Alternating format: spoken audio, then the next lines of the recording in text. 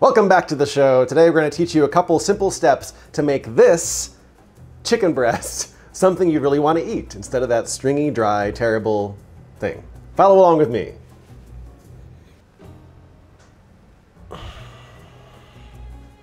It's kind of awkward, isn't it? This is a chicken breast. It's probably the most popular protein in America. Everybody eats chicken breast pretty much every week. Yet somehow, nobody knows how to cook this thing. Everybody cooks dry, flavorless, stringy chicken breast. And there's a few chef techniques we can use to make this taste damn good. Ooh. So the chicken breast is some of the lowest fat content meat on the chicken. There's not much fat in this, which means it's gonna dry out really fast in the pan. So we're gonna take a few precautions to make sure that doesn't happen. We want this to cook evenly. If you look at a chicken breast, it's kind of shaped like a teardrop. You've got a big fat side over here and it slopes down to the skinny side over here. And if you just put it in the pan like this, it's gonna cook unevenly. You're gonna have the fat side is gonna take longer to cook than the skinny side. So to make it cook evenly, we're gonna pound this just a bit to kind of even out that thickness throughout the chicken breast. So here's a good technique. Anytime you need to pound something out, plastic wrap works fine, but I find that a Ziploc bag is the way to go. It's a little bit thicker, a little bit more robust, and we're gonna use some scissors to open up that bag.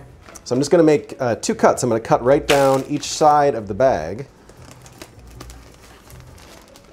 So now what we have is we have this bag that opens. Bag goes down. Chicken breast goes inside the bag, fold over the other half. And now this will keep your board nice and clean and you won't have chicken flying all over the place. This is a meat mallet. I'm going to use the smooth side, not the pointy side. And I'm going to pound out, just focusing on the thick part of the chicken. I don't really want to pound out the flat, skinny part down here. I'm just going to try to make this fat part a little bit flat. There we go. Not too hard. You can sneak up on it. And that's it. Check it out. We now have a much more even chicken breast that will cook evenly. All right, so we've pounded out our chicken breast and it's nice and even. I'm just gonna clean it up a little bit. Every chicken breast has like a nice side, or the smooth side, and the not so smooth side. I'm just gonna kind of clean up this extra material here. You can see there's a little bit of vein here, and a little extra fat, and a little cartilage here. So I'm just gonna come in here and just clean up some of this extra material here. This little bit of cartilage right there. It's kind of chewy. We can go ahead and remove that. And get a nice chicken breast. I feel like those actors in the movies when they're trying to act with a tennis ball. The tennis ball is the monster and they're like, be scared of the tennis ball. Yeah. What is brine?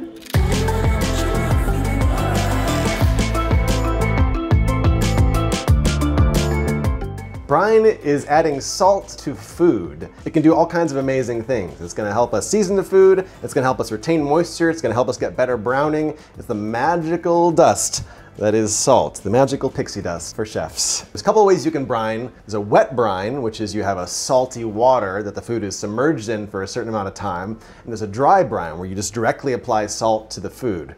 And both work, but the dry brine is my favorite because you're not introducing extra water into the equation, and water is the enemy of browning. And we want to get a nice brown crust on our chicken breast. And if we do a wet brine, it's going to be a lot harder to achieve that. So I guess we'll just start doing it, yeah? So to dry brine this chicken, all we're going to do is add some kosher salt. We're going to sprinkle it evenly over the surface. You don't worry about measurements in this. Just get a nice even coat of salt on the chicken.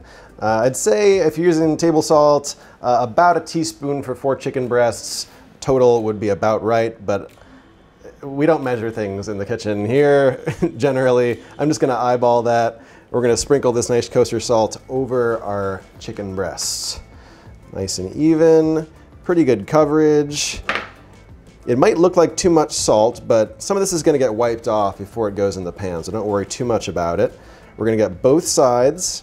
Remember, seasoning up high to get even distribution. We talked about that in our tomato episode. Let's get the other side. If you're using kosher salt, it's going to take a little bit more than a teaspoon. Kosher salt is more coarse and the same measurement of kosher salt will take up more space than the finer table salt. So there's a nicely brined, dry brined salted chicken breast, and we're gonna let that sit there and do its work about a half an hour in the fridge, uncovered. The fridge is a pretty dry environment, believe it or not, and that dry air and the combination with the salt is going to help us draw moisture to the surface of the chicken and remove that moisture from the surface to help us get a nice brown crust. At the same time, that salt's going to work its way down into the chicken, seasoning the meat, and also making the chicken retain that interior moisture as it cooks. And then you wait half an hour. Humble flex.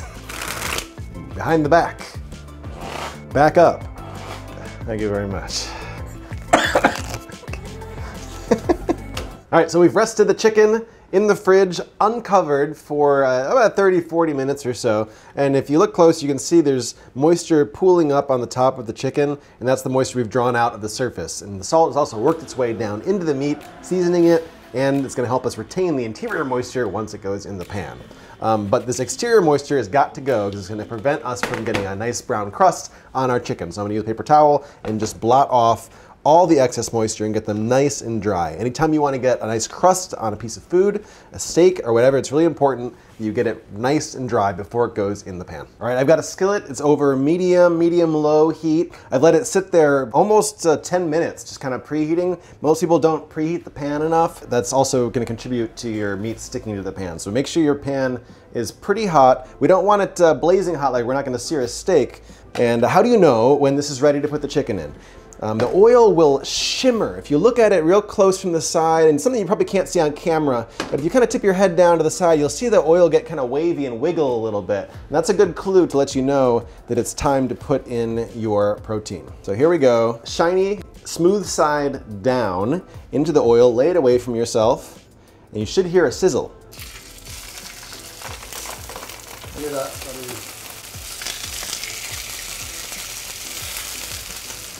So the chicken in the pan, at this point, resist the urge to poke them or mess with them or try to flip them. Everybody tries to flip them too soon and they're surprised that they're stuck to the pan. These are glued to the pan right now, and that's normal. That's how it's supposed to be. But after 7-8 minutes on this kind of bubbling, medium-low heat, they will form a crust and then naturally release from the pan on their own.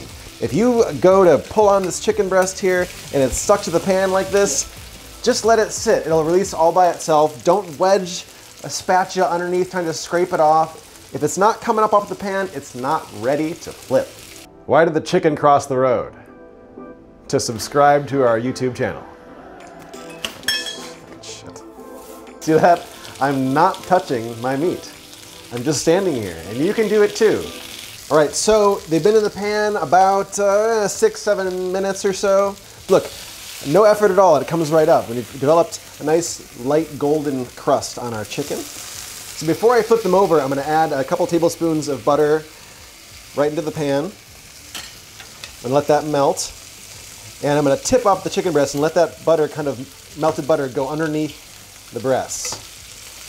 And the butter's gonna help it brown even more evenly and add a little bit more caramel color and of course flavor. And we'll let it cook another minute or so with the butter underneath, and then we'll flip them.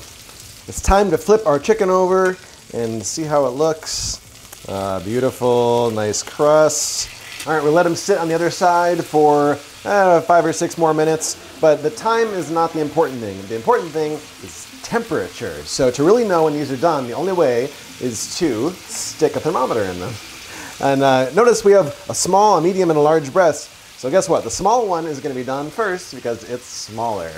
We're looking for 155 degrees, and we've hit that here in the small one. So I'm going to go ahead and take the small one off the heat. The other two need a little bit more time because they're bigger. So we've got 155 in all of our breasts. It's time to take the last one off the heat. And we're gonna rest them on the board for 3 or 4 minutes just to let those juices redistribute and let those molecules calm down. If we cut them right away, all that juice, that hard work is gonna run right into the plate and make a little puddle. So let them sit there just for a few minutes to rest. And this is just a technique video. We're just showing you how to make the chicken breast. And obviously there's no other accoutrements with these, but if you wanted to add any kind of flavoring, throwing some rosemary, some garlic in the pan with the butter, that's a great time to do that. And at the end of this, you're left with what we call a fond, this beautiful brown bits in the bottom of the pan.